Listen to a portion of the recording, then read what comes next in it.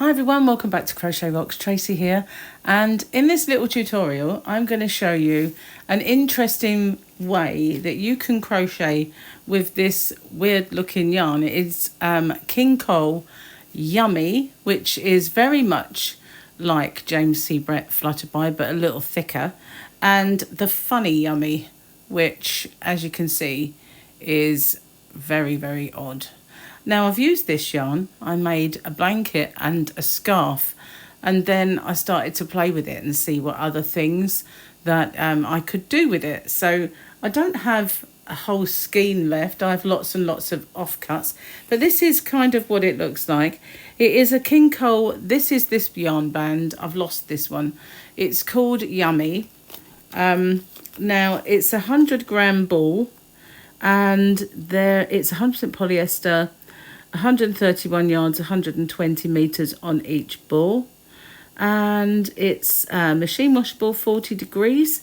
But interestingly, I can't see whether they consider this is like a super chunky to me. I can't really see that written anywhere, maybe missing it. But whereas a lot of them are like a chunky weight yarn, I feel this one is definitely more like a super chunky. So I have used where are we? Can we see? Can we focus in on that?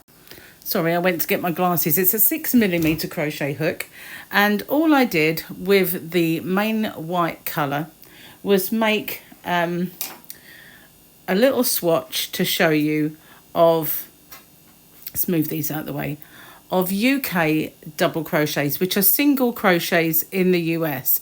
And I thought it'd be interesting to show you how you can make this Jacob's ladder effect up your work. You could also use it to do letters. So if I wanted to, I could turn that into an R or something along those lines. Now I haven't cut my yarn because I don't want to, I want to make something with this yarn. I don't have a great deal of it left, but what I do have, I want to kind of make something with.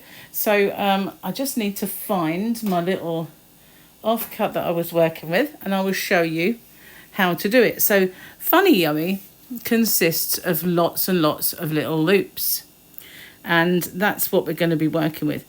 I forgot to mention, if you haven't already, don't forget to hit the subscribe button and the notification bell, and hopefully you'll be informed when new videos pop up. So I kind of went a couple in, and I'm going to insert my hook into the same place on this side. And the very last loop, now this is tricky to do, I won't lie. You put your hook through there and you bring it through. So now you're working with your yarn that you're working with, ignore this, the yarn you're working with on the opposite side. So you then go up to the next space and you loop your hook into that loop. This is the tricky part because it is not tight, so it is awkward to get through because it is I don't like the way that twisted. Okay, so we'll go into the next one. Again, this loop goes around your hook. You can kind of pull that as tight as you can and get that through. There we go, it came through. Then we go up to the next. Now I found working with this that some of these loops seem to be a little tighter than others. Maybe either that or my crochet was a little tighter. But we just keep going all the way up the work, looping. Now if you find this one is just way too tight, go to the next loop, but you will have that on the reverse side. It's all right if you're not going to see your reverse side. It just looks like a line going up from the reverse side. That's all you'll see on the other side of the yarn. But you just keep bringing that up into the next one above. So I don't think it works too well with anything taller than a UK double crochet or a US single because of the spacing. But it might be if you were to use this Funny Yummy on another yarn that's thinner, because I do find James C. Brett Flutterby thinner, and that's another chenille yarn. And also you could use it on just ordinary yarn and then just make this your little feature. So we just keep going up. Make sure you don't go wonky. But, you know, as I say, you can do lettering with it if you want to go wonky.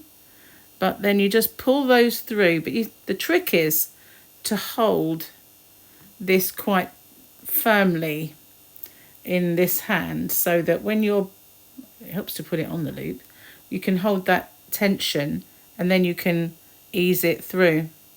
But you just keep going all the way up.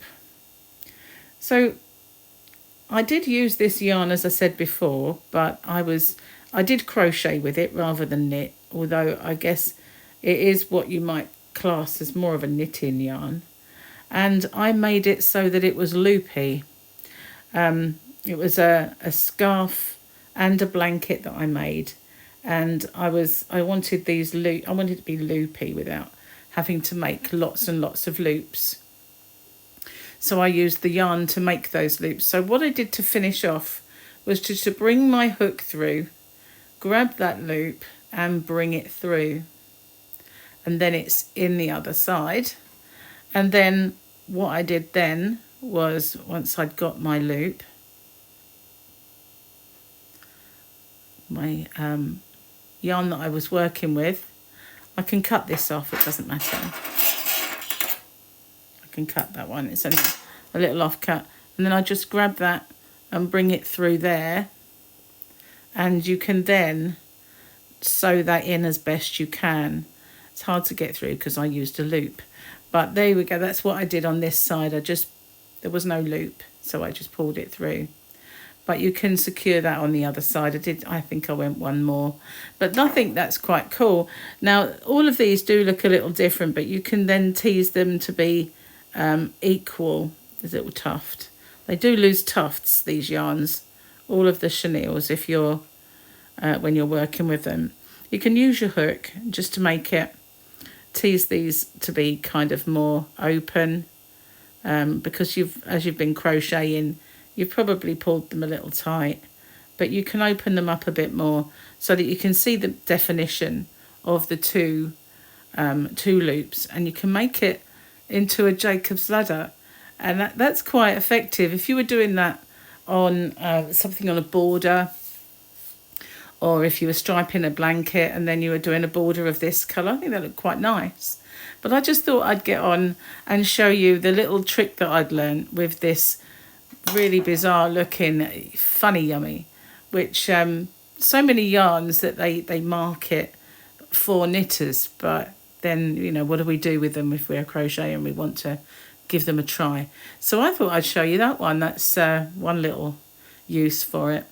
But as I said, I used it and just worked it so that I had all the loops showing on my scarf and my blanket. I thought it was kind of made it quite an expensive one though, unfortunately, because it does use a lot of yarn doing that. But I think that's quite effective. I quite like that. Anyway, thank you for joining me. If you haven't already, as I said, don't forget to hit the subscribe button and the notification bell. And I'll see you guys on the next one.